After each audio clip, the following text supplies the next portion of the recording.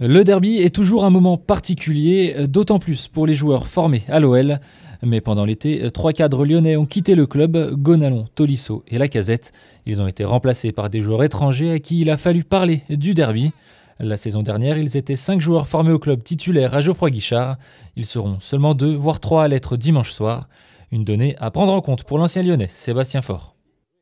Je pense que les joueurs en fait, qui n'ont pas vécu ça, qui ne sont pas de la région, qui n'ont pas habité à Lyon, qui n'ont pas habité à Saint-Etienne, ils ne peuvent pas comprendre des fois que ce derby, c'est vraiment quelque chose pour les deux clubs. C'est quelque chose de très important, qui sort sûrement du cadre du football.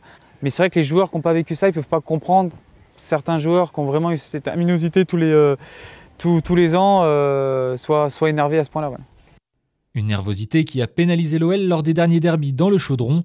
Les jeunes lyonnais avaient semblé trop sous pression. Avec plus de joueurs étrangers cette saison, l'équipe de Bruno Genesio sera certainement moins paralysée par l'enjeu.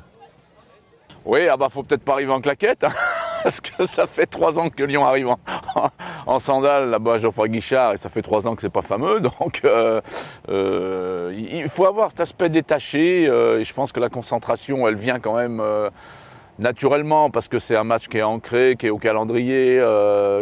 Dès que les joueurs signent, on leur dit « Attendez, le derby c'est là, vous savez, c'est comme Fluminense, Flamengo, attention. » Voilà, donc oui, le côté détaché, ou du moins de ne pas en faire une montagne jusqu'à 15 jours avant, c'est bien, quoi.